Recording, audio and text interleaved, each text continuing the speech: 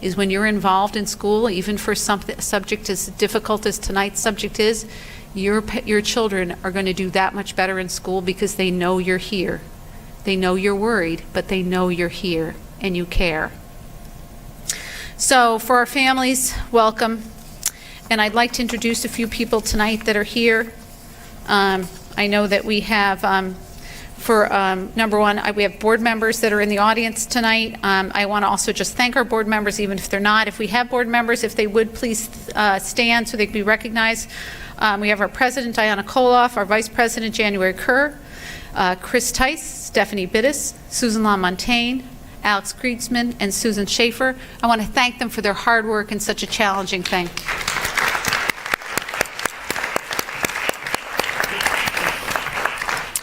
We also have a few other people. One of my dear friends who's come to listen and learn, Superintendent of Amagansett School, Ellie Tritt, is here tonight. Welcome, Ellie.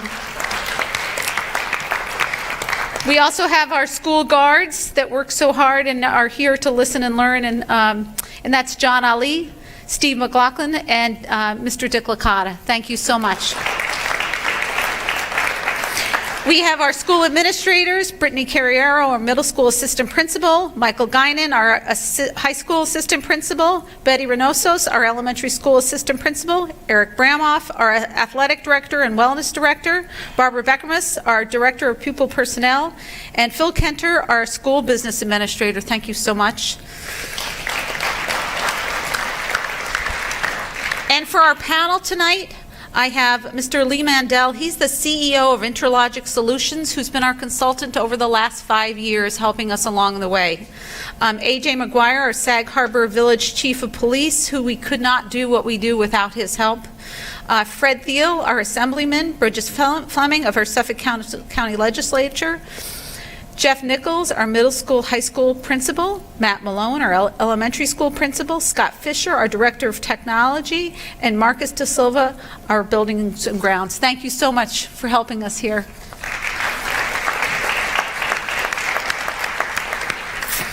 Let me just say a few words and then we'll get on our way. But I do want to set the tone for tonight.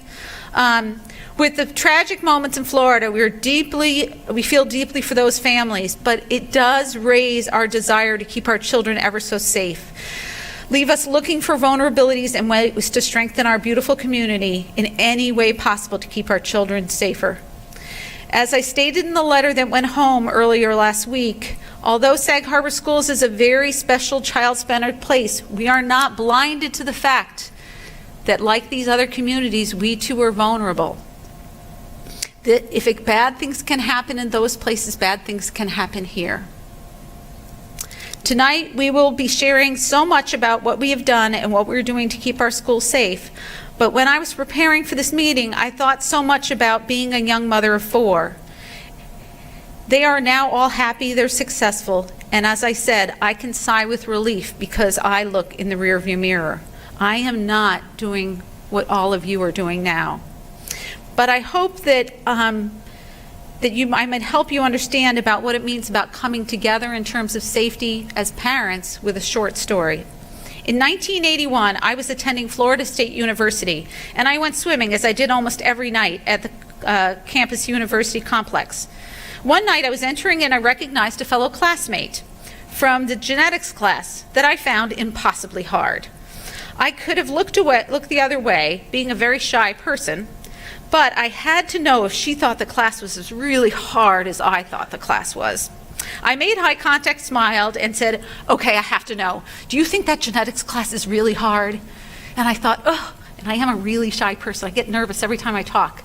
And she looked at me, and she was gorgeous. And she smiled back and said, oh, girlfriend, I have to tell you, so hard. Oh, just mean hard. And I just was so happy. And then I immediately noticed how beautiful she was and how well dressed she was and what a stylish bag she had.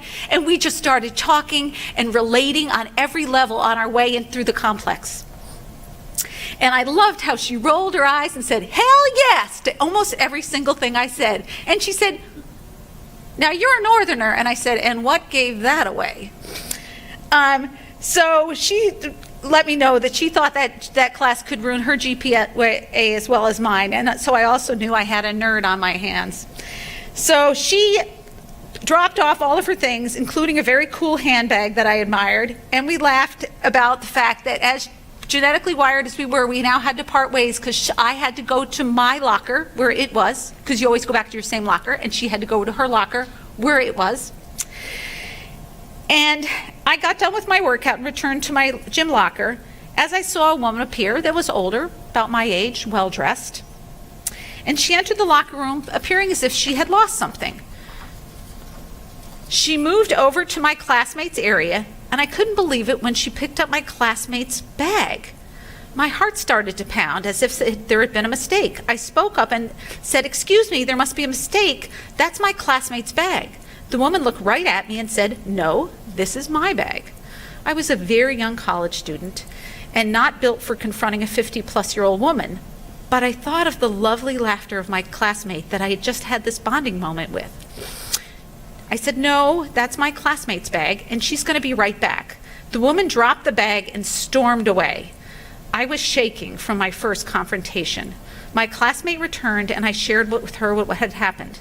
She looked at me and said, "Hey, I want you to know you did the right thing." She opened up the bag, showed me her identification, and I looked at the bag and said, "Oh, that's the handbag of an absolutely messy college student. I know I did the right thing." And she gave me the warmest hug, and we're still friends to this day. What has that to do with keeping students safe? Human contact grows with trust and understanding and connection, and with connection grows knowledge. Eye contact, a smile, that's a powerful asset in this Sag Harbor community. And it takes that little of a moment, maybe 3 or 4 minutes walking into morning program together, walking into the school, sitting next to each other right now. Sometimes we just look at one another and make an assumption. She was so beautiful.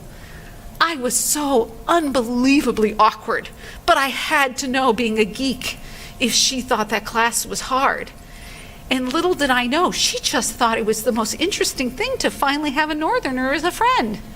So that connection persevered for years, and I caught a thief. I also reported to the authorities, and they didn't believe us. But weeks later, we found all these signs around Florida State saying that they were having all these thefts. Well, sure, because nobody was going to believe that a 50-something-year-old was getting a thrill out of kids stealing things.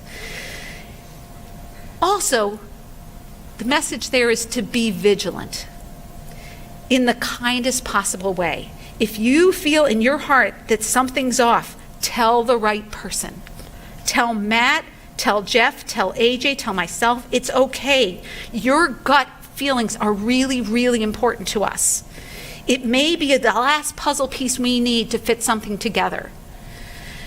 We can't know unless you tell us. And sometimes we can't tell you back if you were right because of confidentiality or because of security. But it's so important in this little town. It's the last piece sometimes. Okay, that's my story. And I know I tell too many stories. So when I began my work here almost 5 years ago, the priority for the Board of Education when they hired me was absolutely communication, students' achievement, and then safety. That has continued to our current board, is safety. Safety is absolutely the priority. In 2015, the board actually placed it as a goal for safety. They conducted a full safety audit, and with much urgency, at the results of the audit, implemented the most current advances in safety and technology, not limited to, and let me give you a few visuals. Lee Mandel will do a much better job of this. So this was actually what they put in writing, and this is what I put in writing back. And I'll give you some pictures to go along with it. Cameras, camera mapping, visitor check-in systems with picture identification, staff identification that could key staffs in. All we have to do is swipe this over any of the boards and it'll let us in. State-of-the-art lockdown, lockout technology, related communication lights. So we have little blue lights that are for a lockdown that will go on so that people that are outside the building can know that. We also have those in larger spaces within the building where it's overhead speakers might not work. We also have voice commands that come on in a reassuring voice, so if you go on the lockdown or lockout, you'll hear Mr. Malone's voice or Mr. Nichols' voice. Safety plans that have been developed and redeveloped and planned and replanned with our stakeholders that have become part of our Sag Harbor School routine. The idea of enhancing security has taken such a hold over the last 5 years, and I start my 5th year this year, that it was a board priority, that suggestions have come from all over the district about enhancing school security, right down to our custodians.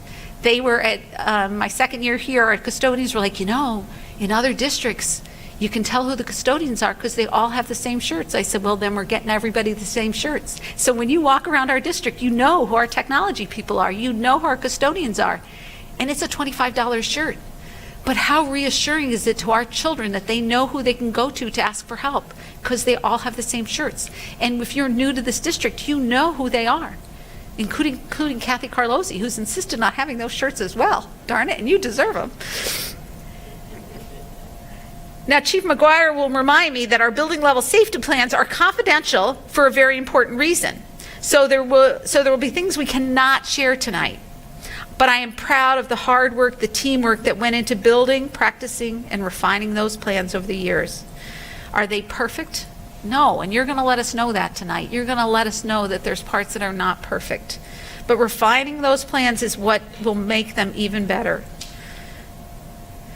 The events in Florida, and from what we will learn tonight, we will again roll up our sleeves and continue to get better for our students. What tonight is and what tonight is not. Tonight is a chance to listen and learn from each other. What tonight is not is about absolutes. We will not have absolute answers, but rather we will continue gathering information to be considered and shared. We will also videotape tonight, so if any friends have missed it, they will be able to watch it. So on our agenda for tonight is Lee Mandel, the CEO of Intralogic, our security consultant firm, who has supported Sag Harbor schools on their safety journey, and Scott Fisher, our Director of Technology, to share what the school has done with our infrastructure, technology, and protocols at the district level. All the things that Intralogic will be sharing, there's things he may not be able to go in depth with because, again, they're part of our safety plan. We haven't always shared all this with you. We've shared it at board meetings because we don't want to scare folks. But I think this is a time when I think you're ready to be unraveled a little bit, to know that we have how many cameras and where they are and why we do that. I think you're ready. I think it's okay. Chief of Police A.J. McGuire, Principal Matt Malone, and Principal Jeff Nichols will share the protocols that are done that are at our building level. And Assemblyman Fred Thiel and Bridget Fleming of the Suffolk County Legislature will share their hard work being done at the local and state levels. Then we hope to hear from our parents and community. I ask that we keep our comments until after the hearing from our panel, because some of your answers might be answered along the way. At the end, a microphone will come to our audience members, so just raise your hand. Keep your remarks, if you can, to 1 or 2 minutes, and let everyone have a turn before taking your second turn. And always know that each of our administrators are always a phone call away. I just want to show you these pictures quickly. Well, let me start again. We have the emergency call buttons, the blue lights outside. We have the fabulous Miss Carlozzi, and that special ordered glass that it's tempered, safety glass that had to be specially ordered. These, Lee Mandel will go, but these are actual plans, and where you see all those lights are where we have live cameras. You can actually see the cameras. And I have in my office where I can touch on any one of those cameras and look at any part of any district, as does the technology office, as does the business office, and we actually are putting those as a new protocol on our phones. Again, these are what the cameras look like when I want to pull them up on my big screen TV in the business office and the technology office. And again, everyone has these ID badges. We also have the cameras so that at the security desks at either building, they can also look at the cameras. Lee will describe what the button does, but that's a lockdown button. There's ones at each of the desks. They're in the principal's offices. They're in my office. There's also a hardwired phone. If we push that button, both buildings go into lockdown, the principal's voices come on, and they say we're now in lockdown. And all of the doors lock, and they are only open by our police. The police then take over, which is a pretty, again, these are things we haven't shared because we didn't want to alarm our families, but I think you're ready to be alarmed. Again, we also have communication boards, so we can communicate from many ports throughout the school district to put information out non-verbally, and there are about 15 of them in this building alone. So I'm going to now ask Scott Fisher and Lee Mandel to come join me up here.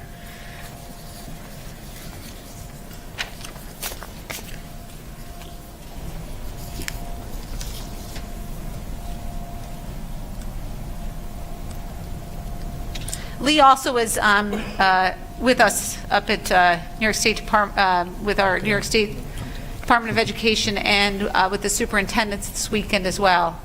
So I'm going to let you go ahead and take over. Thank you very much. I appreciate it. So put a little presentation together today to kind of talk a little bit about where we are in Sag Harbor and a little bit about the technology that we've deployed over the years. But a couple of stories to share with you first. I had an opportunity last Friday to speak over at New York State with the commissioner and a roundtable with the School Boards Association. And we talked about this very similar presentation about after Sandy Hook, the reaction that many schools had. Again, a very reactive approach. Everyone was installing technology, creating things, putting new policies and procedures in place. And this is a little different this time because everyone did react after Sandy Hook. But I have to say, here at Sag Harbor and many of our clients across the island have been very proactive. The things we're going to show you today were not a reaction from Parkland. These things were in place for many, many, many years. We're constantly learning, coming up with new ideas. As someone who goes around the country and installs technology, we work with probably about 120 school districts in the New York area, which is a good majority of them. We're constantly learning about new technology, new methods, new strategies. The events at Parkland were unfortunately very challenging for everyone because a lot of new things came from that. I had a very interesting opportunity, probably the most emotional opportunity I've had this past Monday. I flew down, I was with Katie in Albany presenting to the superintendents, and Sunday night I was asked to fly to Florida to Parkland. And you can tell I get emotional talking about it. I arrived in Parkland Sunday night, and when I got to my hotel Sunday night, I looked at the map, and right on the map I saw the high school half a mile away. I arrived, I was half asleep, I was very tired, but right before I went to sleep, I went to go look where I was, and I see the high school on the map right next to it. I didn't know what I was there to present. I just thought they asked for a security expert to come out and speak a little bit. When I got there the next morning, they had my card similar to that on the table, and I was sitting there with police chiefs from around Florida, the sheriff's office, superintendents, business officials, school directors, and about an auditorium similar to this size. And then they asked the parents to come up, and I thought these were just parents from the school district. Little did I know these were the parents who lost their children.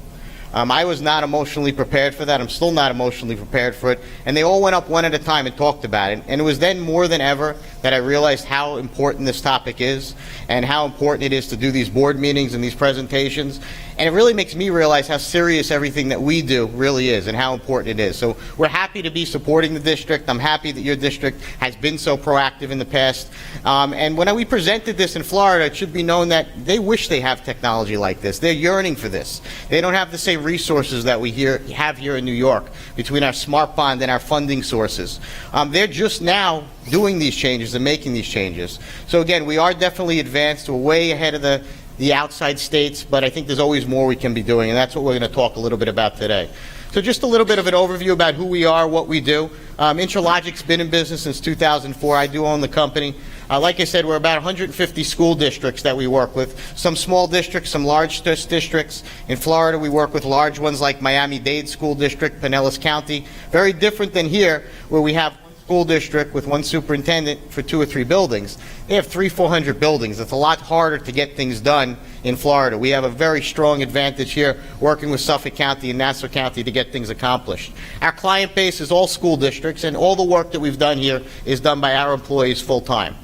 So just to tell you a little bit about our clients, a lot of towns, municipalities, cities. We do both work in Nassau County and Suffolk County, a lot of national clients as well that install our technology. So what I presented on Friday was these exact 4 bullet points about safety and about security.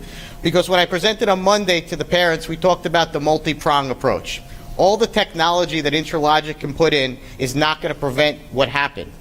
It's a multi-pronged approach. We have to work as a team with law enforcement to put this all together. And the most important thing we start with is infrastructure hardening, and I'm going to talk about that a lot today, show you what you've done as a district to really harden the infrastructure, what we're constantly doing to harden the infrastructure. That's going to obviously prevent someone from getting in the building, and God forbid they do get into the building, it's going to allow us to respond effectively. But without the proper information sharing and intelligence, we have nothing. So again, the concept that Katie was bringing across in her presentation just before was the concept of see something, send something, see something, say something. We need to be able to share this information. One of the things I learned and was exemplified on Monday when I spoke in Parkland was about the information sharing. We're very lucky in Nassau and Suffolk County to have great law enforcement partners, smaller police departments that can work with us, coordinate, integrate. So again, the thing is that we want to make sure the students know that they can tell us when there's a situation. If they hear someone posting something on Instagram or Facebook or Twitter, they got to let us know. We got to be able to respond and look into that and share that with local law enforcement. So intelligence sharing is definitely key. And we're going to talk today about the emergency response. What should we expect during a lockdown? It's just as important for parents to understand as it is for the staff what the policies are, what the procedures are that we can expect during a lockdown, and how we can all be part of the team to make sure it happens efficiently. And then the equipment testing and training. So one parent actually brought up when I was in Parkland about fire alarms, and that there's been no deaths in a school in a fire since 1956. But yet, when was the last death in a school due to an active shooter? And one of the big things they talk about is the concept of constant training, drilling with law enforcement, with the community, so that we make sure we're prepared, God forbid something ever happens. Hopefully we never need to use it, but at least if it does, we're prepared and we're organized. And that's what we're going to learn in the coming weeks about where failures were, where things could have been done differently, and we want to learn from those experiences and make sure that, God forbid, we ever need to use it, which hopefully we never do, that the technology's there and all our strategies are in place. So just to talk about infrastructure hardening. Now, the district's done an incredible job of implementing all of these technologies. We obviously start with the outside of the building, our perimeters, securing our vestibules. So the district has obviously worked to secure our vestibules, make sure there's dual form ways of getting into the building. We have our intercoms. Again, I know it may be an inconvenience. After Sandy Hook, when we put this technology in, I went to board meeting after board meeting, and it was a different conversation. The conversation I had is, this is going to slow me down. What if I have to drop off lunch for the kids? Now the conversation's completely different. Now the conversation is we want more, more, more. So I think it's important to understand those secure vestibules are there for everyone's protection. Again, we want to make this a safe, easy, open learning environment, but we also have to keep it secure. Intercoms and giving that authentication, visually verifying who's at the door when they hit that button, looking at the driver's license. We also monitor our perimeter doors. You know, one of the most important things when we did our presentation back in 2015 was talking about how easily the perimeter can be non-hardened, can be disabled by someone propping a door open. And again, a lot of it is convenience. We have to go out to our car to get something, we leave the door open. So we've done two things here at Sag Harbor. We've installed door ajar monitoring systems on our perimeter doors so we can know when a door is propped open or held ajar. But additionally, we've added the card swipe systems. So like Katie showed you before, we all have these cards now that we can swipe into different areas of the building so we don't have to leave the doors propped open. We have that convenience factor to be able to go in on our card access. We also have video surveillance. Again, when we look at Parkland, they talked about how the video surveillance was not effective. And again, we're going to talk about that today because it's all how we use it, and it gets back to the training concept. Here we have great partners when it comes to Suffolk County, as well as Sag Harbor Police Department, Southampton Police Department. Great partnerships here that's really going to make this technology work efficiently. And then visitor management, making sure we know who's in our building and being able to identify. So some really important things. Now, this slide is my standard slide. Just happens to be that Sag Harbor has all of this. This is all the recommendations when we go out to a board presentation, say this is what we should be doing. This has been done for many, many years. This is not something that's just been planned out now.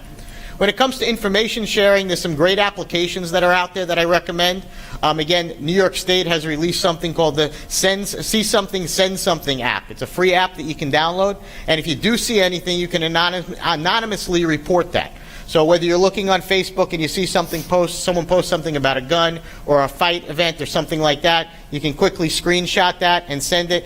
And just yesterday they released that New York State has now deployed a state-of-the-art command center where they can monitor this, get these alerts, and share them with the local law enforcement. Again, a great strategy, something that just today passed in Florida legislation, because I just got copied on it today, that they're looking to implement next year. So we're so ahead of this, and I think we realize, especially after Sandy Hook, after some of the other incidents that have happened, especially Parkland, there's always smoke before the fire. The smoke before the fire in these situations is really what people are posting, what people are saying. So it's very important that we utilize that technology and really report these type of incidents. So God forbid we have a situation like this. So now we've hardened the building to hopefully avoid someone from coming in. We have intel to actually be able to monitor and determine if something's going on and report that. So hopefully we never have to deal with the integrated emergency response. But in the event that we need to, we want to know that we're prepared. Because we always hear that in an event like this, seconds truly matter, and we truly mean that. Seconds do matter. Seconds could mean lives. So it's very important that we integrate that response and make it automatic. So a couple of things that we've done, I'm going to show you a few videos as well to really show you how the technology works, is we've automated the process of a lockdown. For those of you who don't know the difference between a lockdown and a lockout, a lockdown is when we have a threat inside the building, God forbid an active shooter situation. A lockout is when the threat is outside the building, for example, a bank robbery or some police activity nearby. During a lockout, we may go into a secured situation, but business is normal in the building. We just don't let people come in and let people come out. We, in theory, operate in a lockout position all the time, not letting people freely come in or come out. But during a lockout, no one comes in, no one goes out. During a lockdown, that's when we get the kids in the corner of the classrooms, we secure them, police are responding, they're responding in a specific formation to actually find the threat and stop the threat. So a little bit different reaction from a lockdown and lockout. But the challenge is we've done drills in Nassau County and Suffolk County, and we see there's so many different procedures. And in the heat of the moment, people freeze up. So many years ago, we said, how can we automate this process? So we created this one-button lockdown technology, which I'll show you in a moment. The other component is sharing this data with police. This is actually a picture from Nassau County. Last year we worked on a project with the Nassau County Police Department, and we're actually in the process of working on the same with Suffolk County. This technology enables the police to see the systems, the maps, the floor plans, and we'll show you that in a little bit. We're working on a smaller scale now with your local police department as well as Southampton Police Department to kind of share this information. So if this is what we had done in Nassau County, we created a panic button. Similar to what we have in Suffolk, and I honestly think what you have in Suffolk is even better with the emergency red phones. I think that technology is incredible because it's a physical phone. We're not relying on an app on a phone for someone to hit. We actually have a physical phone here in Suffolk County, which is a great initiative. So when they hit this button, we actually tie that directly to the police. So I'm going to show you a quick video that shows you exactly how this technology works. Interesting to note that the person who speaks in the beginning of the video was the chief of police for Nassau County, and now he's the chief of police for Southampton Police Department. So kind of show you what Nassau did and how the technology works. There are few issues more concerning to police chiefs today than an active shooter situation.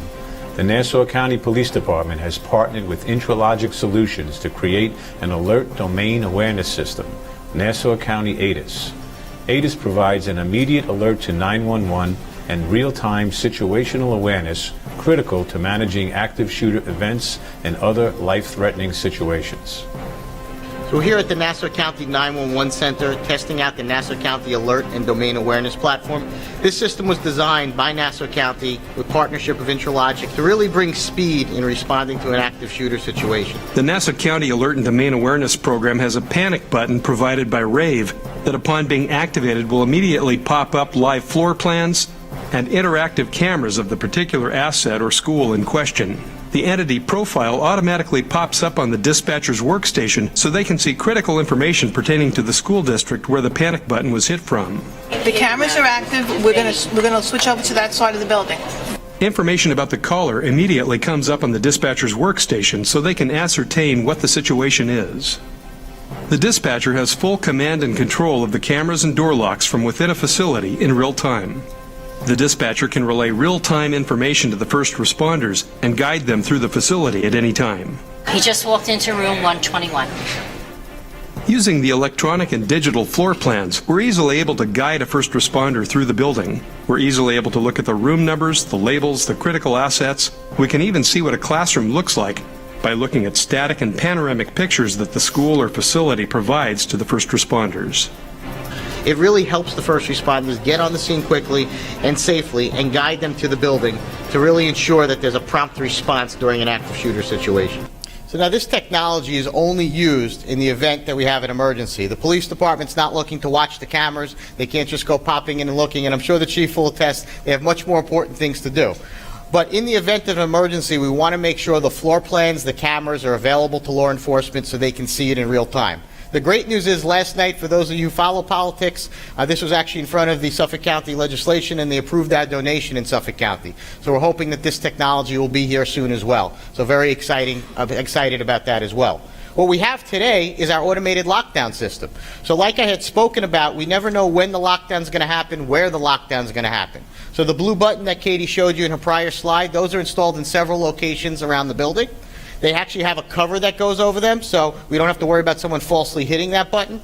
We have mobile apps that are being deployed so that we can give them to key personnel to be able to initiate a lockdown from a mobile phone. From our software, which Katie showed you in the pictures, we can initiate a lockdown, as well as a tablet. So again, you never know where you're going to be when you have that lockdown situation, and we want to make sure we can effectively lock the building down quickly and efficiently. We don't want to put that task on any one person. Now, during a lockdown, there's many different things that we have to do. It's a manual process. So what we've done, and what Sag Harbor's done, is one of the many districts who've been proactive with this technology. So now we automate the process of a lockdown. So rather than manually doing all these things, the system does these automatically. We directly contact the police through a central station phone call, let them know of the lockdown and where it came in from. We send out mass notification to the community, the parents, it could be the teachers. That's what the district can work on as well, who they want to send this out to, so that we know people not coming back to the building, descending upon the building. The challenge that we found at Parkland and at Sandy Hook is law enforcement's trying to get to that building, and they're trying to respond, and us as parents, we're also coming to the building, even though we're not supposed to. So this text message will go out immediately when we go into lockdown, letting the community know we're in a lockdown. It's not something that Katie has to go on her computer to do. It happens by itself. We disable the card access, so we don't want people walking in. These great cards that we put in now become our worst enemy during a lockdown. We don't want someone from the outside returning, swiping into the building. So we disable those cards and only allow law enforcement to come into the building. We check for our doors that may be propped open or ajar, make sure that they're not. We automatically speak over the PA system, pre-recorded in the principal's voice. Again, we don't want to have to worry about if the principal's not on campus, if the principal's in a room in the building, that they have to run back to the main office to make that announcement. When you hit that blue button, the voice is going to come out of the speakers with a siren tone automatically and instantly. And we flash the strobe lights outside the building to let people know not to return to campus. So we take a normally manual process that would take several minutes and bring it down to several seconds, ultimately really increasing that response time and getting law enforcement there quickly. I'll show you a quick demo of how the technology works, because again, you're visualizing it by seeing it here. You may have been in the building for the staff that's here when we do the drills, but it's important for you to see how the technology works. We're learning more about a possible defense for the Pennsylvania student accused of stabbing people 22 inside his high school. The attorney for Alex Schreibel plans to request a psychiatric exam. He's described as a B student with no history of trouble. Investigators seized the family's computer, searching for a possible motive. This latest school tragedy comes as one local district has installed what could be one of the most advanced school security systems in the nation. CBS 2's Carolyn Gussoff has a look at it, reporting from Long Island. At Plain Edge High School in Massapequa, they're charting new territory in school security, a panic button with brains that could launch a lockdown with one touch. We just lock down the entire building with the push of one button. The smart panic button is mounted in the school office, but can also be activated from administrators' mobile devices. One button launches a series of safety measures simultaneously. When you make the choice to pull the button, you're pulling the button on all these actions. Doors are locked and access disabled. A pre-recorded announcement is played. We are now moving into lockdown. Police are notified. Text alerts sent to parents and students. Computers display a lockdown message. Strobe lights flash. First responders can then access a network of cameras and floor plans. You want to be able to push, run, and activate. You know, secure yourself, secure the staff, secure the students. You don't want to have to pull out the checklist and say, what do I do first, second, and third? The $10,000 one-touch feature was paid for by New York State and Homeland Security funds. One day after the latest school rampage in Pennsylvania, Parents we spoke to welcomed the upgrade. I don't take it as a big brother. I take it as let's be ahead of the curve. I don't think it's too much. I think, like, as much as they can do, that's good. District officials say they feared panic slows reaction time. Now they can launch a lockdown without human hesitation, costing precious moments. In Massapequa, Long Island, Carolyn Gussoff, CBS 2 News. So you kind of get an idea. It's true when we say seconds do matter. We don't want to pull out that checklist and say, what do we do first, second, and third? And you guys have been innovative. You've been using this technology for years. We've had it in place. Again, we're way ahead of the curve here, which is great. We want to really speed up that response time. Now, the next important thing is training. Again, we've talked about layer number 1, hardening our facility, which the district has done an incredible job on. We talked about number 2, which is where we need the community's help in reporting things when we hear things. Again, see something, send something. We talked about number 3, how the response is going to appear and how can we speed up that response. And then the last component of this, like with a fire alarm, if I ask anyone in this room, what do you do when the fire alarm goes off? Everyone's going to know, single file line out the door. But when I ask people what they do during a lockdown, we may get different answers. That's what we got to standardize, that's what we have to streamline, and that's what we're always going to be working on as a district. And we'll continue to support you, we'll continue to help you as well, the police department, and really train and do drills frequently to make sure we're prepared to use this technology, God forbid we ever need to. One other great component that this district is utilizing is we actually off-site monitor your cameras. So at our headquarters, we monitor about 25 school districts on Long Island. You happen to be one of them. So we actually, from 3 p.m. till 8 a.m. Monday through Friday, and 24 hours on Saturday and Sunday, we have eyes on your cameras. So when we don't have security watching the cameras, we're physically watching them for you. So if we see people loitering on the field, doing things they shouldn't be doing in the buildings, we're able to alert the staff through a standard operating protocol that we use to let people know. So it's another great tool that you guys have been doing that makes you ahead of the other schools, ahead of a lot of the schools out there, especially outside of New York State. So with that being said, I'll turn it back over to Katie for any questions. Great. I think at this time we're going to move on to, I have A.J. McGuire, Principal Malone, Principal Nichols will share protocols, and they can also share about what training practices, which Lee brought up. I think it's may be a really great starting point, because I think you've done a great job of working in Symphony on the training, which I really don't like, because how many times a year I have to hide my office during a lockout training. So would you guys like to take it from here? Thank you, Mrs. Graves. Thank you for putting this together tonight, and thank you everyone for joining us. It's important and reassuring to have everybody with us this evening. Katie mentioned at the beginning that one of our strongest protocols here in Sag Harbor is that feeling of connectedness and the community that we've worked so hard to build. And that's something that I know we in the buildings hold as very important with regards to safety. And Ms. Carlazzi and Ms. Salomon are with us tonight as examples of members of our staff. I know there's other members of the staff in the room tonight, but we work very hard as a school community to instill in all members of our faculty the importance of being a part of the safety team. And like Katie said, if you notice something, make sure that you point that out to Jeff or myself or some of the other administrators. That's a key protocol that we talk about and reinforce throughout the year. Lee did a great job of going over some of the different safety procedures that are in place, and with AJ as our chief of police, the other administrators, whenever we put a safety drill into practice, not only do we work hard to make sure that it's done properly, but once it's completed, we spend a lot of time reviewing that as a team, and that's an important part of our overall safety protocol in the district. We notice things that we can improve. We discuss those with all members of the staff, but also with the students if need be. And over the years, we've learned a lot about what we can do as a group to ensure the safety of all. So I think that's a key piece to remember, that we're constantly communicating, really, I would say on a weekly basis, just touching upon things that come up and reviewing those safety protocols together. I would echo many of the things that Mr. Malone said, but I'll even break it down further in terms of how a lockdown drill proceeds. Chief McGuire usually arrives at the building with 2 or 3 officers, and we split into teams, usually 3 or 4 teams, and when the lockdown is called, the students are usually secured in their rooms within about 15 seconds, and then we tour the building, and we actually check each and every door, each and every room in the building, and that process between the 4 teams takes about 10 minutes.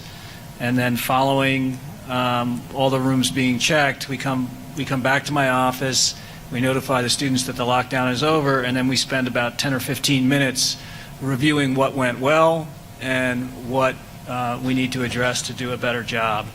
And usually those drills happen 4 to 5 times a year.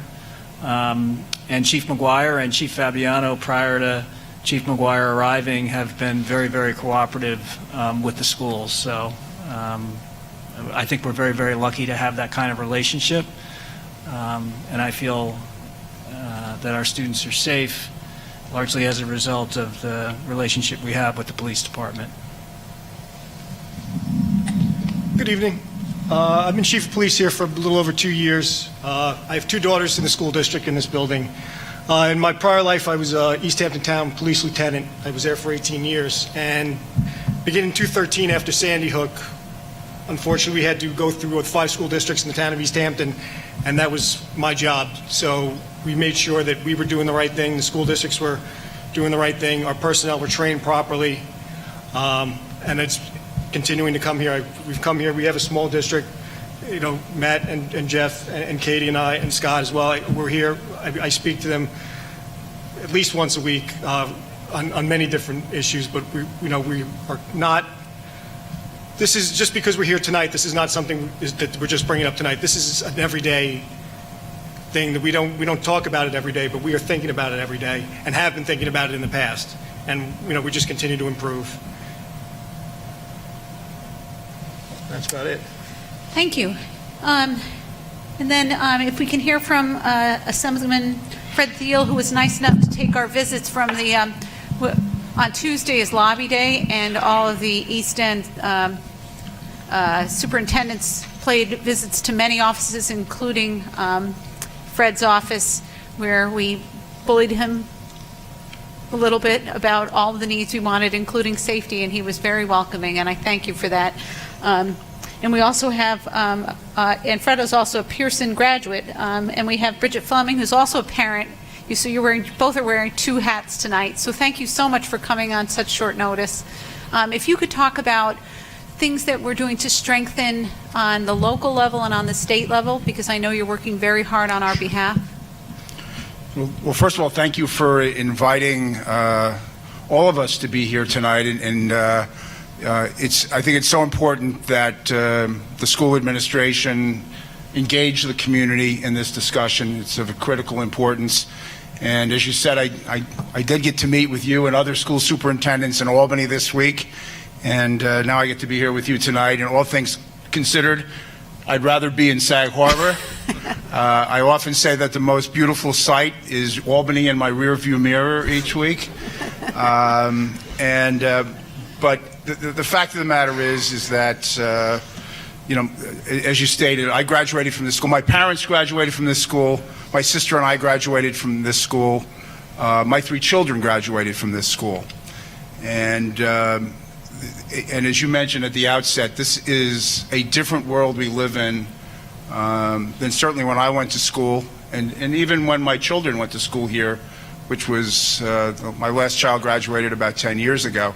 The biggest job that the school administration used to have was to try to keep us in the building, not to try to keep intruders out of the building. And it is just a different world. I want to just talk a little bit about things on the state level. Certainly after Sandy Hook,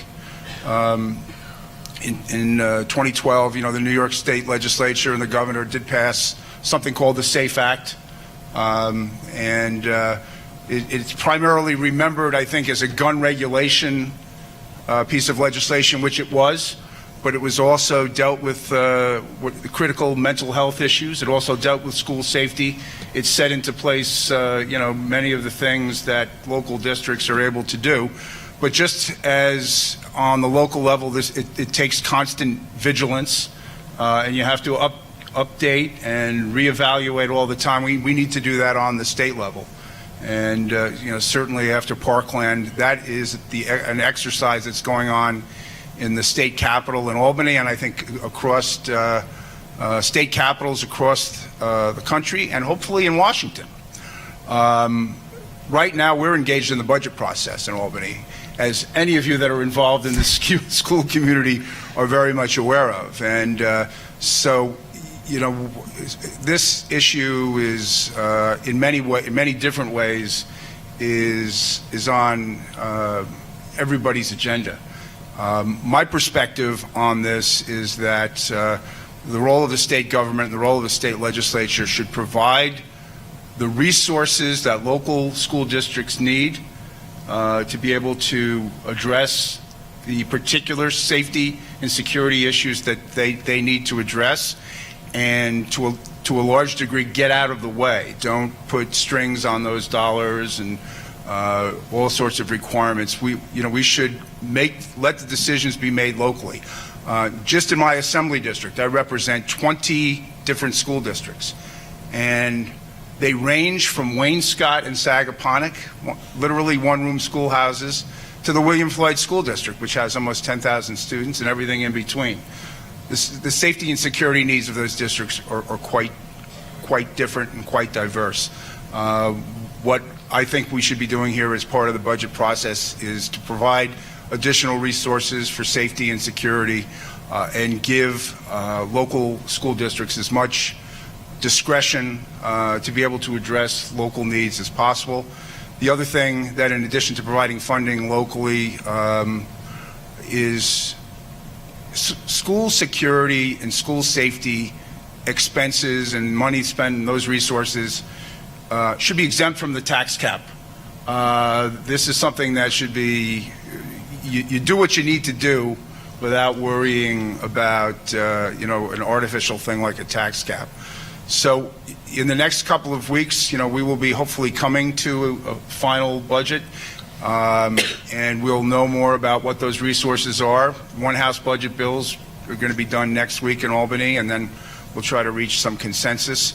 So from my perspective, other than the general philosophy that I have on this, is really to be here to listen tonight, to listen to the school administration, to listen to the community, as to what's the best way, what should resources go to? How can we enable the local community to address this issue to the best of its ability? And listening, I always tell, when I come to schools like Pearson, which I often do, and people ask me what's the most important thing that you have to do as an elected official, I always tell them it's listening. And I'm glad to answer any questions if they come up, but mostly I want to listen here tonight. When I listen, I learn. I already learned one thing tonight, and that is there was at some point in time in Katie Graves' life when she was actually shy. Comes as a great shock to those of us today. But I really do want to listen and hear what's on the community's mind, and how we, as whether it's on the county level or the state level, can best enable my home community and communities across Long Island and New York State to do the job that they need to do. Thank you. Good evening, everyone, and I'm so pleased to be here. Thank you, Superintendent Graves, for inviting me. I was an assistant district attorney, a criminal prosecutor for many years, and I serve on the Suffolk County Public Safety Committee. My district runs from Montauk to Mauritius and includes Shelter Island. But as Mrs. Graves pointed out, I'm here wearing two hats. My husband, Bob Agolia, and I have a son who's a freshman. Many of you know Jay here, and so that was my primary reason to be here, was as a parent of Jay. But But I do want folks to understand that there is a certain level of reassurance you can feel from the folks who are here in front of you.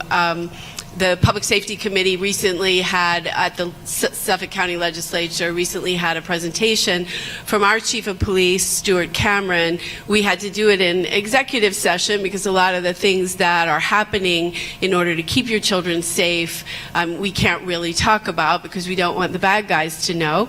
But there is, since Columbine really, law enforcement, as Chief McGuire pointed out, has been very focused on how to avoid the horrible things that have happened, like in Parkland. And as it was pointed out, we at Suffolk County, because of our Chief of Police and law enforcement, have been very focused on the cutting edge. We did just acquire at our last legislative meeting, we voted to acquire some software from Intralogic that it's an information management system that allows cameras and electronic surveillance equipment to talk to each other, and to integrate together. Because as we learned from the Chief of Police, really the most critical thing that has to happen in these active shooter situations is that communication is smooth, and that the various actors are coordinated and can move very, very quickly, because unfortunately with these terrible weapons that are available, not legally in New York, but certainly we'd be naive to think that we don't have to protect ourselves from them. Those things are so deadly, they kill so quickly, that every minute that passes literally can mean a number of innocent lives. So what the Suffolk County PD does is they run actual mock active shooters. They have it in a school, not in this school, but certainly Sag Harbor Village Police have participated, Southampton Town Police, East Hampton Town Police, and they do on a regular basis participate. And as I said, they've learned these lessons since Columbine about how to configure the personnel that you have available. How do you interact with the security that's inside the building? How do you find out and interact with what the floor plan is, now very easily accessible to law enforcement? And there are protocols in place so that, just like when you learn a sport and you have muscle memory, these folks are really trained, and their training is updated on a regular basis to be able to move very quickly, to know who's there and who's not there. I thought it was very interesting that we were told, even though there are protocols for the officers, you can bet that if an officer feels that he or she can change a situation and doesn't have the partner that she's supposed to have under the protocol, 9 times out of 10 that officer is going to go in to save your child. So I just wanted to emphasize that there's an awful lot of training that's going on that'll allow for that kind of mutual support. One of the big challenges we have always in law enforcement on the East End is that we have a number of small districts that interact. Suffolk County Police Department is, almost 3,000 officers, and so they have a lot of resources that they can use to both teach training on the long guns, on the automatic weapons, training in the active shooting, but they're also very focused on communicating well. I mean, I would just look at the cinema fire that happened last December, with all the departments that responded in the very, very worst weather conditions you could imagine. AJ, how many departments responded to that fire? It was at least 5, and your department. Yeah, and yet, despite all the hours that they spent in those terrible weather conditions, not a single firefighter fell and hurt her wrist. It's really remarkable. So we do have the knowledge and the training to be able to implement those kind of very well coordinated efforts. And I'm really reassured, Superintendent Graves, that you've put this together. I know how far the school district has come. When our son was in the elementary school was before Newtown. After Newtown, all these hardening of the security on the outside came into place. Before then, we could come and go through doors. Usually they were closed, but every once in a while you would find an open door. Doesn't happen anymore. And I think we're all part of the community that is assisting and understanding to ensure that we're being smart and safe before we worry about being convenient.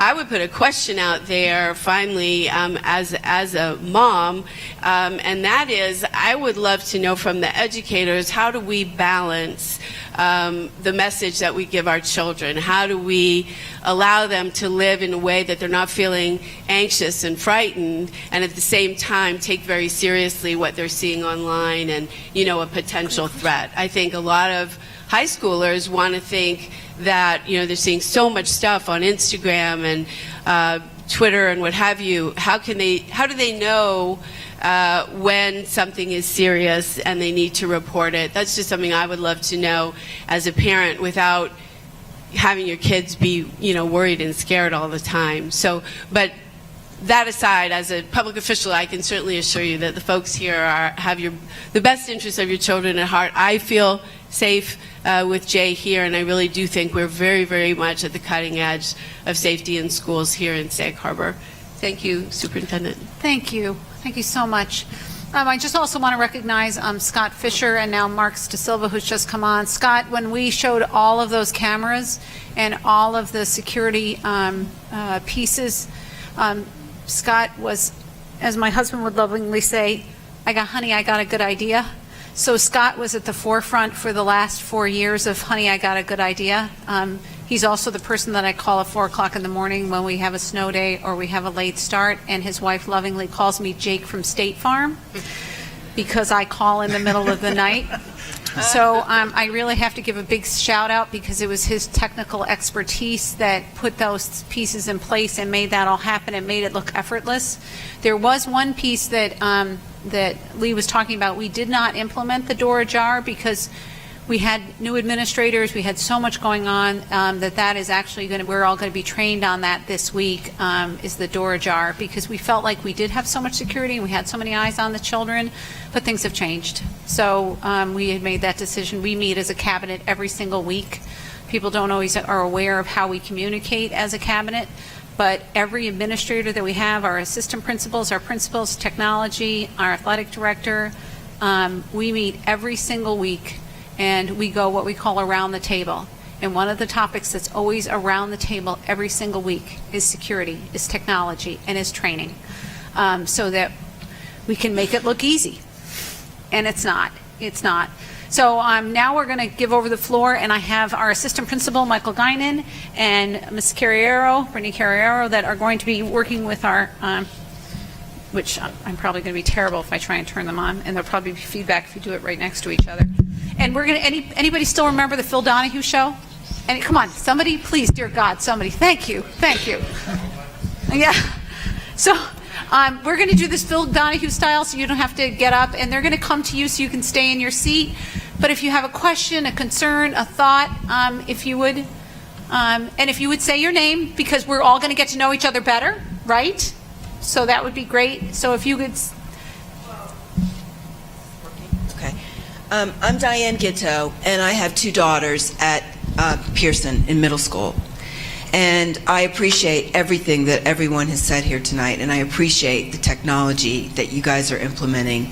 And I think that I'm going to pause you for 1 minute because I'm going to ask Barbara Beckermas to take notes for me, even though this is on videotape. Go ahead. Keep going. On a certain level, you know, I really, really do feel safe, you know, to a point. But this is my thing, okay?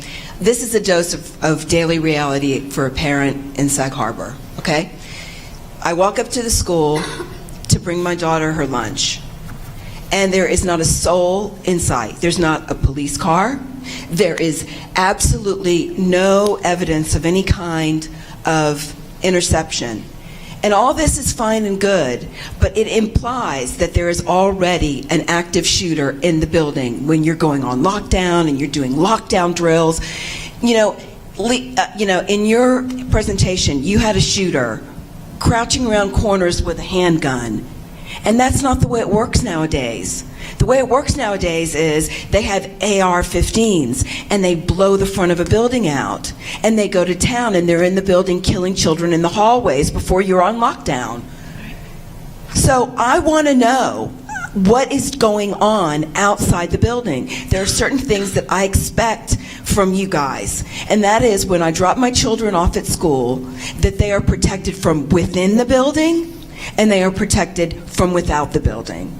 And honestly, you know, every single government building that you go into, every museum that you go into, every theme park that you go into, every embassy, every, you know, there's just, it goes on and on and on. You go through a metal detector, and I go down to pay a police ticket, to pay a traffic ticket at the trailer thing, and I've got to go through a metal detector and be basically frisked by a policeman to get into that complex to pay a speeding ticket. Right. Okay? Why do we not have metal detectors in this school so that a troubled child can't bring an AR-15 into the school and just take off? Why is it that there are not security guards outside? This technology is fabulous for you guys to communicate once there is a shooter in the building. But my whole thing is, I don't want a shooter in the building. Right. Some really good points. One of the things that's been a real constriction is hiring guards are very limited here on the East End, and one of the things that Fred Thiel is working with the legislature is that we have more access to trained, and I really emphasize the word trained, is that retired police officers or active police officers can actually make more money. They can come work for us. So the legislature is working right now, and it's current, right?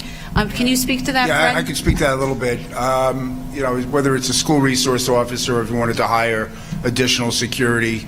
Right now, for a retired police officer, because they retire, they have their pension, and the maximum that they can earn in outside income is $30,000. And school superintendent after school superintendent has really told me that, you know, you got to, if you do hire a retired police officer, you know, at some point they have to stop working, so you don't have continuity. So it would be a great resource locally to be able to either increase that cap or lift it completely so that school districts would have access to retired police officers.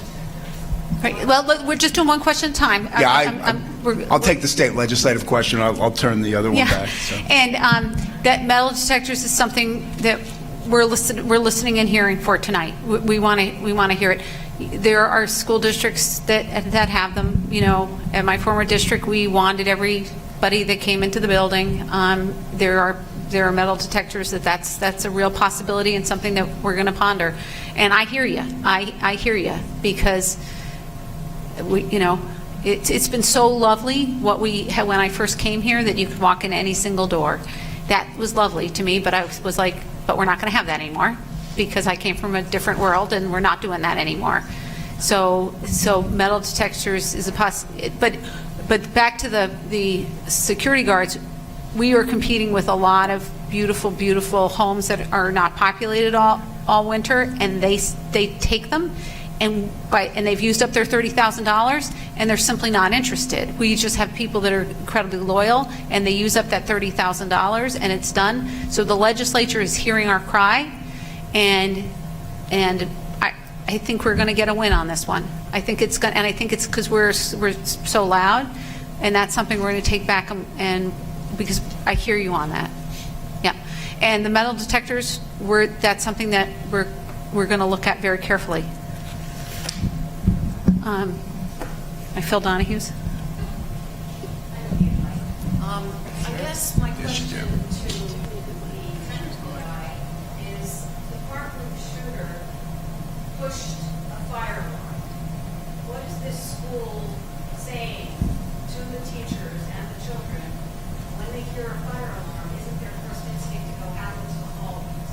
Could you please address how we're addressing that? Just two things. First, as far as the Parkland shooter, that's what I went Monday thinking, and I'm not sure if I'm supposed to say this yet or you'll find out soon, but that's what they've been saying in the news, but that's actually not the case, and unfortunately we learned about that.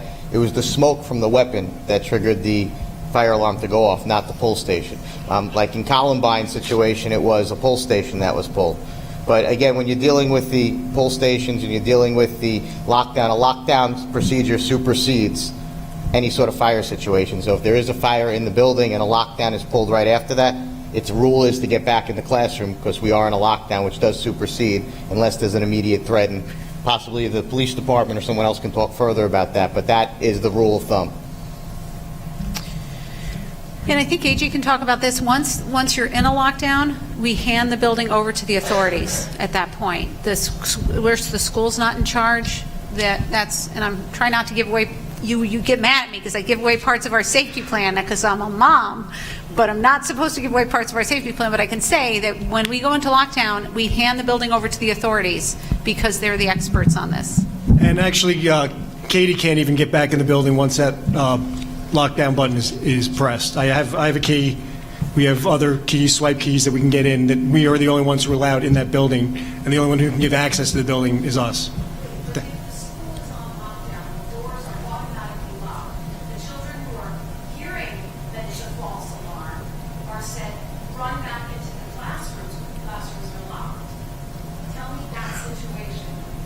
So let me just get this straight. You say, so should someone pull the fire alarm, and then a minute later, we go into a lockdown? Right, but there are some kids that ran out to the hallway because, or whatever, or people that were somehow, there are kids in the hallways from a fire alarm. Well, actually, I mean, we look at it, and we do this, like Jeff had said, we do this probably 5 times a year in each building. There always is a kid in the hallway. There was always a kid going to the nurse or a kid going to the bathroom or a kid, and that's kind of, we have to think on our feet. And this is new stuff. We've only been doing the lockout stuff probably since Sandy Hook, I think, maybe a little bit before that. And we're kind of evolving as it goes, and we address different issues every time we do it. Every time we do it, it's different. Every time we do, and you talk about fire drills. More than a couple of years ago, I'm also in the fire department in Sag Harbor. We had an actual fire in the elevator shaft. Something burned up, set off the fire alarm. And the children, who you would think, because it was the fire bell goes off, oh, here's another, only the administrators knew that they hadn't set this up. But the children reacted just like they do. They got in line. They waited for their teacher to direct them out in the hallway. They were outside the building. Fire department came. Thankfully, it was nothing of consequence. And that's where we're going with these lockdown drills, is that it's not chaos. And we're moving, it's something that is pre-planned. It's practiced. Unfortunately, these children are the first generation of kids who've had to deal with that. But, I mean, they've been doing fire drills since, for a long time. So it'll get better as the years go by. But like you said, I mean, we have to kind of react on our feet when there are children inside in the hallways and everything. But we check, I mean, we go through, we check the restrooms, we make sure that the kids are where they're supposed to be.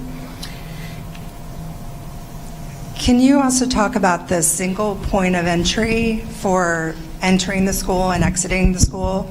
Because there's a lot of doors in the elementary school that are like they become ajar, but then somebody's notified that they're ajar, but they're actually not secure.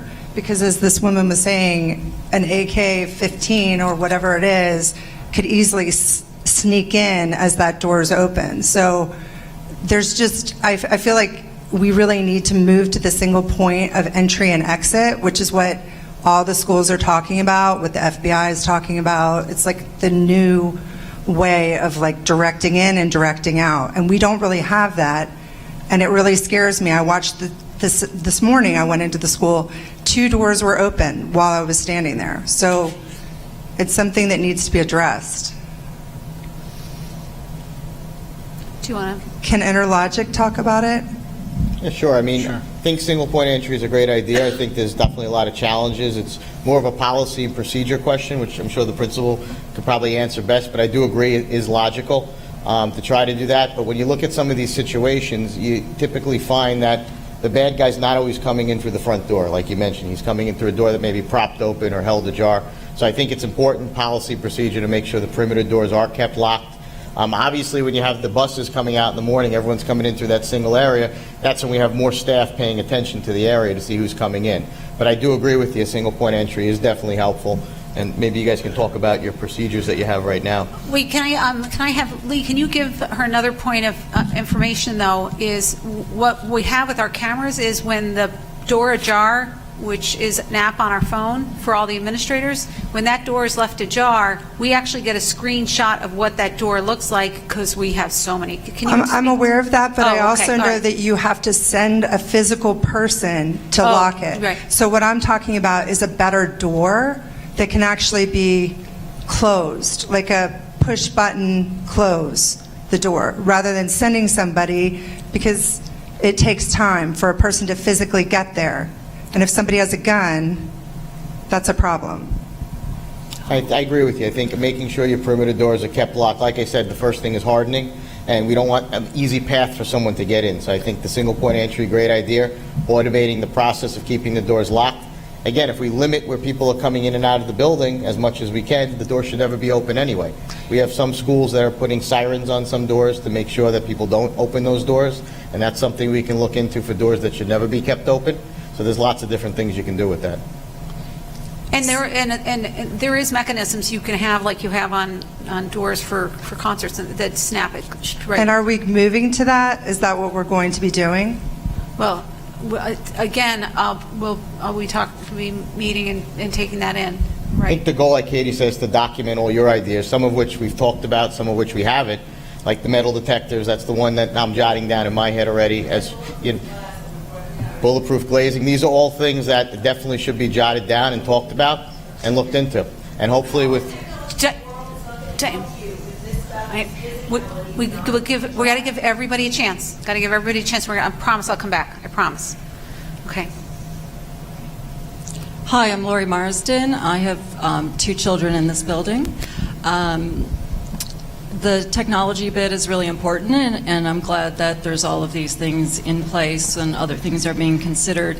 One of the things that was mentioned was, encouraging if you see something to say something. And I would assume a lot of that would come from students as well as parents. But I know that students, particularly in the high school and middle school, they might not want to say if another student is making them uncomfortable or they feel threatened by that student, because kids don't like to be snitches. They don't like to, sort of rat out each other. But there might be things that are really concerning them about another student. So how can someone like that, a student like that, come forward almost in an anonymous way to voice concern about what's going on or what they see or what they hear another student saying without having to, is there an anonymous way that they could voice their concerns, or is there some other way around this without children feeling like they're snitching on another student? I think that app that I showed on the screen that New York State puts out is an anonymous app. I know it's been out for some time now, and anyone could download that, put it on their phone, and you can submit, and it's completely anonymous. And they actually share that, goes from a state level and gets pushed down to the local authority level. Okay. We could investigate putting something too for our school district as well. Right. Yeah. And maybe if the children were notified of that, because I hadn't heard of that until this evening. So if the student body was just made aware that is available as well. Right. That could be helpful. Because I think there's a lot said around the dinner table, and then there's an encouragement, and that can be something that goes straight to the administrators. And we are in constant communication with the Sag Harbor Police, right? Which is really what we have to do, right? Yeah, because that's an important piece, and like the kids really know what's going on. Like at Parkland, they said, everybody knew who it would be. Obviously, that child was flagged anyway. He had been in trouble, and but I think that there could be situations, even right now in this school, that people just are not coming forward and discussing because they just don't want to be the one to say something. Right. And as we talk about these things, give us time to bring it back to Cabinet, bring it to our Board of Education, let us, be able to have conversation around it so we do these things thoughtfully. Because one of the things I said here, I can't do absolutes. I can't make, promises and have the game plan right here, because I want to make sure I do it thoughtfully. Okay, thank you, Tom McCurlin. Great to see you, Fred.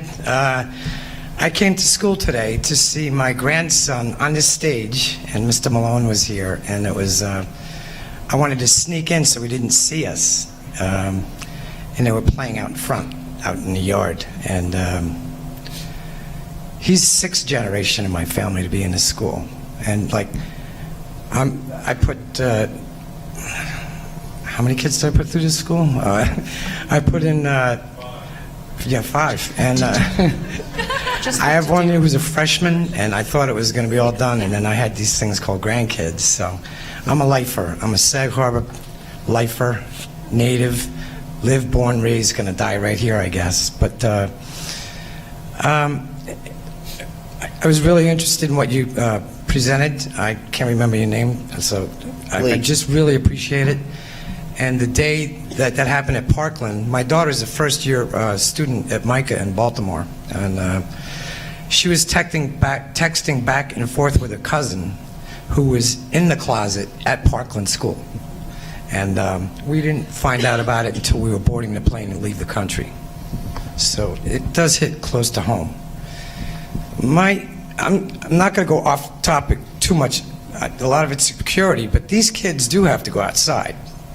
And I know that these kids want to plan some kind of a demonstration or vigil or something like that, and they need the opportunity to express themselves. They can't be prisoners in this place. Just very quickly, 1974, and after that I'm going to rat Fred out. 1974, we had really tough times back then. We were fighting for civil rights. We were fighting for women's liberation rights. We were fighting to end the Vietnam War. And you know what? We won. The kids did it. The kids in the colleges and the kids in the high schools. In 1974, in this school, 2 teachers were not granted tenure. They were not granted tenure, and they were the most popular teachers with the kids. So what did we do? We went out on strike. We sat on that hill for 2 days. Guess what? Those kid teachers were granted tenure. Well, one of them actually went to North Fork, and the other ended up being here for the next 30 years. So, these kids, I don't see any students here tonight, and I would love to see a student up with you. I would love to see a teacher up with you. And because these kids are going to take over the world. I personally would love to see them express themselves in any way that they need to next week. And I'm asking you, what are you going to do to make sure that they have that opportunity? I'm going to let Mr. Nichols, who's been working with we're working very carefully with the students. I did vocalize in the paper that I worry about keeping the children safe, but I also don't manage the high school. I'm not the educational instructor. I'm just the professional worrier in the building. But Mr. Nichols actually oversees the high school, as does Mr. Guyan, and Ms. Maritas works with him with the middle school. And I think they're working with student government, and the students have some very exciting, thoughtful ideas. I don't know if they've finalized them yet, but the kids have been working hard on what they're going to do. But I leave that to my instructional leaders. Well, I just want to emphasize. Do you want to go ahead and let him answer? I would like you to listen just a little bit. Oh, I'm sorry. I'm sorry. I thought you were done. And I don't say that disrespectfully, but you said that you came here to listen to us tonight. So I'm just saying, these kids are. You can't control these kids. They're going to be men and women. They're going to take over the world, and I really, I saw a bit of daylight last year with Mr. Nichols when they had the pink hat controversy. There was some mediation done, and it was resolved, and there was a lot of respect on both sides, and I saw something really cool happen here. And Fred, I got to rat you out. You were the first one to lead a walkout at Pearson High School in 1971. So. Yeah, I did. I So, but it's the kids. They need to have a voice. They need to be respected from us. They need to lead. They need to lead. Tom, And I want to know what I'm so measures sorry. I you're going did to say take. we would keep it to 1 to 2 minutes. All right, I'm so so what measures sorry. are you going to take to... Yeah, I'm going to keep it to 1 to 2 minutes because we have young families who have to get home tonight. And if do you want to answer for Mr. Real quick, too? Yeah, sure. So my understanding is that that a group of students in student government on their own brought this up with the advisor, Mr. Kinnear, and we're thinking of ways to participate in the walkout in a way that was also productive from their perspective.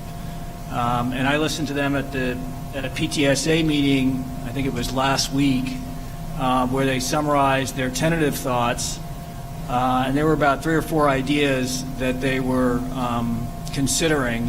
And where we left it was that they were going to meet with me the latter half of this week, which I assume is tomorrow, at which point they were going to lay out their plan. And at that point, I was going to engage in a conversation with them about what my thoughts were. I mean, big picture, what we want is we want to encourage our students to be active participants in a democracy, but we also want them to be thoughtful. And what I've seen from the students thus far, I've been very impressed with. And anybody who attended that PTSA meeting the other night, I think would think in a similar fashion. So we'll know a lot more tomorrow. Okay, great. Hi, my name is Jill Collage. I have a second grader and a freshman. Our freshman boy is very involved in sports, so I've been able to see what kind of happens after school in sports. And I think we're talking a lot about what goes on during school, but I would say it's almost chaos after school with sports in having some kind of regimen of what happens when people come in and out of the school after school, because including Spirit Night. Spirit Night was this amazing night, and I think it was amazing how so many people came out and showed their spirit, but in these times there was absolutely nothing that was shown in terms of security and going through doors. Every door was open, people could come and go, and when we're in middle of sports and people are coming from all over and we don't have metal detectors, we have no idea who's coming in and out of our school, whether it's, whether they're healthy or not healthy, or have guns or don't have guns. So I think we need to look at after school activities as well. Yeah, I have heard that. Parents have been calling since this happened, and that has been a concern that I've heard about. We do have security here, but we have doors, and that's been the Sag Harbor tradition, and that might be something we really need to examine. Yeah, and I love that we have children here in the building. I love it, and I love that they love each other, and they're like little puppies, and they're just together. But I hear you. Good evening. My name is Bruce Stafford. I got a question for AJ. Do you guys plan on putting a radio in the office connected to East Hampton as other school districts have? So you have direct contact? We've discussed it. We actually were just talking about yesterday. We got some prices to do. As you know, Bruce, we're redoing the whole radio system, and I haven't talked to Mike Sarlo or Mike Tracy to see if. I imagine now we would probably have a school channel. Obviously, my concern, and this, I'll speak openly, to have them be able to contact, but with the police channel, I don't want too much talking over what we're doing that would interfere. So I think probably we have East Hampton Town, because we're on the East Hampton Town system, have one channel dedicated that would be monitored by dispatch in the event. And we're also we're looking at redoing the whole radio system in the building for the school, for the buses, for the folks who carry radios in here. And I've already asked East Hampton if they would be able to give us a channel just for the school. Thank you. I think we have one. Hi, I have a 5-year-old boy. Can you tell us her name, too? Amanda Jackson, in kindergarten, and I spoke with him before I came here, and I didn't really know, how to say it or what to say, but he has. Anyway, my real question is, outside activity, like during the day, I don't know if there is something in place for that, or how that would happen, if the children are out in the yard and something, a lockdown scenario, or how that works. Thank you. Yeah. Do you want to speak to that, Matt? That we do have practice and. So, thanks for bringing that up. On a daily basis, our time outside, whether it be recess or classes going out to the garden or out on the, say, basketball courts, those times are always monitored. So staff are with the students during those times, as well as our security guard. Mr. McLaughlin is typically the one that's present during the day, and that is always being watched and carefully monitored. For the first time this year, you're going to be seeing the data soon. We are finally seeing a tick down in the alcohol and other drug use in Sag Harbor, which had been ticking up, but that's that hard work that's been taking place within this district, and that is an indicator of good health, making good choices and giving the children other alternatives, like the ropes courses, like attaching them in huge volumes to the basketball programs that we see developing by the hundreds in the elementary buildings, and the record numbers we see of children that are attaching to sports and clubs, and the massive number of clubs, and for me, happily, computer science. All of those things, that attachment to school, that attachment to their family, is a huge predictor of how their mental health is. When children become isolated, that's an indicator for us of how they're doing. But we also have the counseling piece, we have the social worker piece, we have the guidance counselors, and we also have the curriculum that goes along with it. Because you can't have that stand alone and wait for something to happen. You have to have the curriculum that goes with it. And you also have the monitoring piece. Again, like we meet every week, so do our administrators meet with our teachers every week to see how those children are doing and monitor their progress. This is serious business that we do, and it's hard work. But you want to give them just a quick, because I do have to start letting people go home because it's past time. You covered most of it. I think the most, from my perspective, I'm not a security expert, the most important thing that we do in school to work towards safety is to build trusting, caring relationships with students and work towards creating a humane environment. And we do that every day. Students meet with the administrators, students meet with teachers. We've got 3 guidance counselors, a social worker, a school psychologist. In addition to all those personnel that interact with students, you also find that students will reach out to any of the people I just mentioned and will discuss concerns they have regarding other students. And that's the web that Katie spoke about that is so protective. And tonight we certainly didn't, I think, intend to come up with any answers to a lot of the concerns that were expressed, but I think anything that we do moving forward with regard to security has to be looked at within the context of how does it impact those trusting relationships which are so protective, and how does it impact it? Yeah, and I'm going to just add one thing. I worked for years in and out of 19 school districts, and you could walk in and feel the culture within that school district. You could feel it palpably within moments.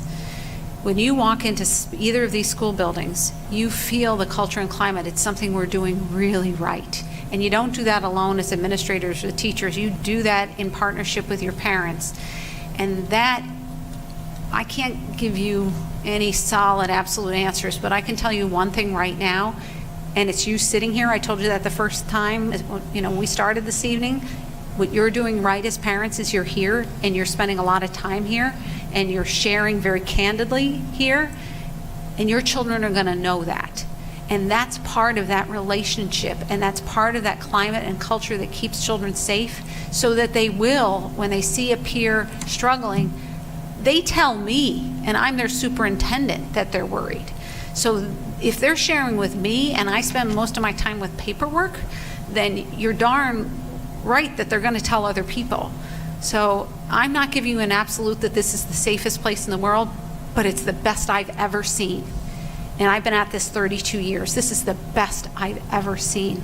This is a pretty beautiful place. And did it happen in beautiful places before? Yes. Yes, it has. But we've learned a lot in this time period, and we're going to keep learning, and we're going to keep sticking together. And you're going to keep giving us this really hard feedback. I'm going to go home and have a good cry, as a matter of fact. And yes, Diane gets to talk one more time. Hold on. Can we? Oh, wait. Do we have one more person? Sorry. Yeah. Oh, sorry. Where am I? I just want to say something. Hi, Chris Tice. I have 2 kids that have graduated this district and one still in the high school. I just want to say 2 things. I appreciate what you just said, because the week before the Florida shooting, that town was named the safest town in Florida. The safest town in Florida. And so it's just a reminder that it can happen anywhere. And I think at my 8 years on the board, I think there's been great strides, great investment. Clearly, there's more to be done. So I just wanted to throw out a suggestion, because I think some of this is going to be iterative, is that we have on upcoming public board meetings on the agenda security updates periodically, so that the community knows that we're going to be giving an update and they can come, because I think the exchange and the feedback is so incredibly valuable that I don't think that the answer is just to come up with the next move and send an email out. I would like the dialogue to continue, so that's my request. And thank you, not just for everybody at the dais and all the work you're doing, but we sit in empty rooms at board meetings and look at each other most of the time, so it's wonderful to have this dialogue. I'm sorry why it caused us to be here, but your feedback is invaluable, and it really helps shape the direction of the district, so thank you for being here. Oh, wait. We've got one before you, Diane. Hi, Simon Harrison. I have a high school student. I'm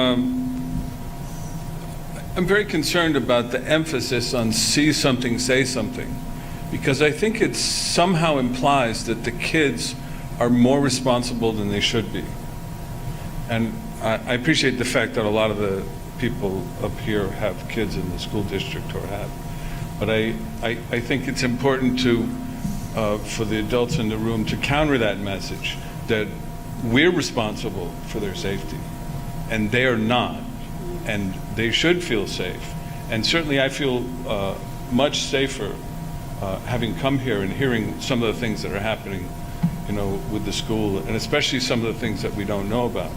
But there's a civil war in this country, a civil war of ideals that caused this gun issue, this safety issue, to be a political issue, and it's not. And I appreciate the adults changing it from a political issue so that the kids can feel more comfortable expressing themselves, because this isn't political. And they've been launched into a gun culture, and they need a lot of help adjusting.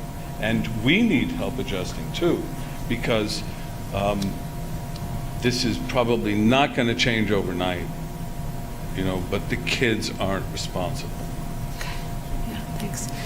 Yeah, and can it be our last comment? And because I do have to let folks go home, it's 10 after. I have a perfect follow-up to that, and I honestly think this is the truth. Our kids are growing up in a gun culture. They are. And it's out there, and they know it, and they see it, and they hear the news, and they talk to each other.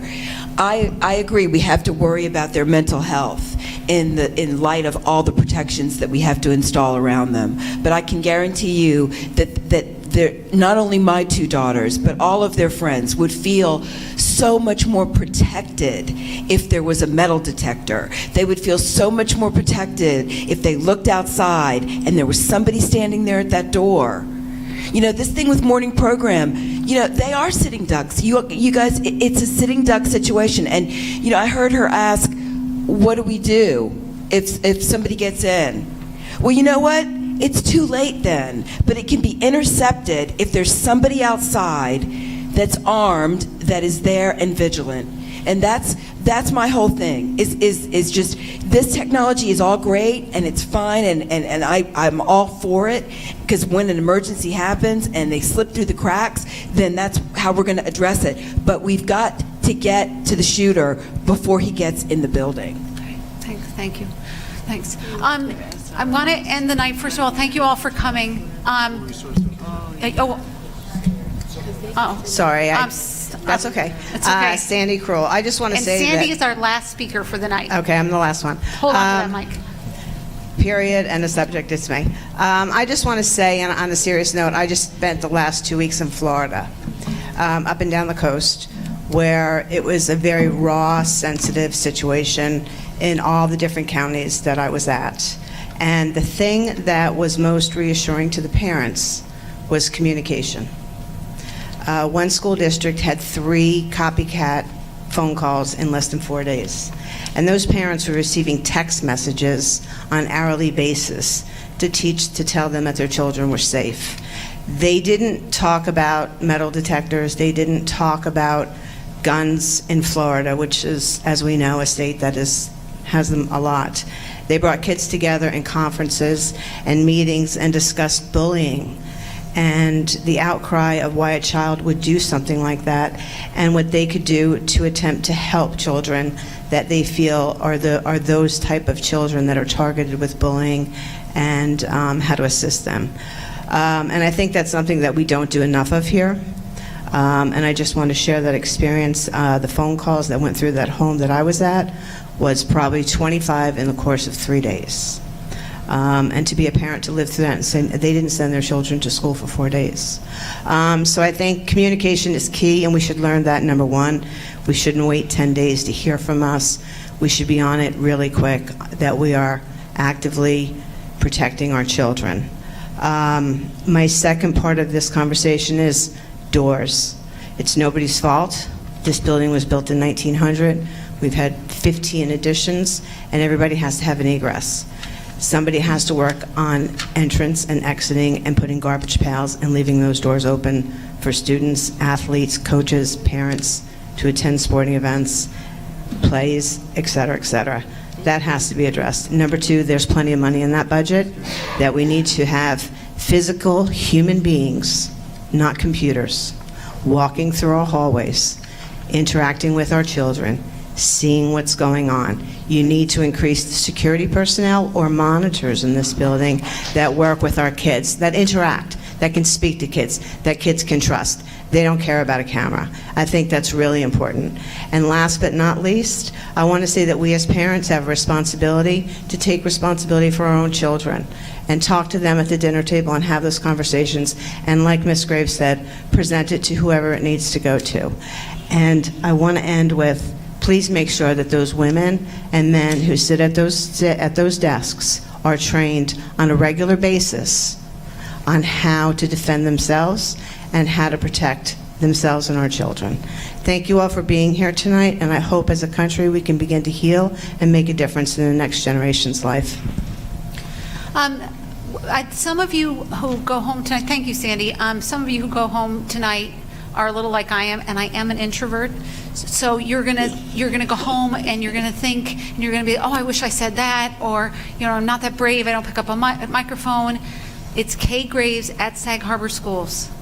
I will bring your thoughts to our cabinet. I'll bring your thoughts to our Board of Education, because it will. You'll go home and go, oh, I didn't think of that. Or you'll wake up at 2 o'clock in the morning. This is a very emotional topic. Or you'll sit tomorrow at work and have a conversation with a colleague, and it'll be something you hadn't thought about. I want your thoughts. We want your thoughts. We can't do this in a vacuum. You're the ones that are living this life. So please, please go ahead and email. It's fine. If you want to have a conversation, that's why I'm here. I return calls on weekends. I'm happy to do that. My husband's even held our bulldog in our office, and I've talked to people in my living room. I don't care. I will do that. This is a very sensitive topic. I'm here. I can make time. I do not say to me, I am too busy. I am not that busy to have this kind of conversation. Again, introverts are important people too. So for those of you going home and having those thoughts, or for those of you who are like, I didn't get the microphone because you pulled it away from me a quarter after, then you can call and yell at me and say, you know what, I needed it. I can't thank you enough for coming, and let's give ourselves a round of applause for this evening. Thank you.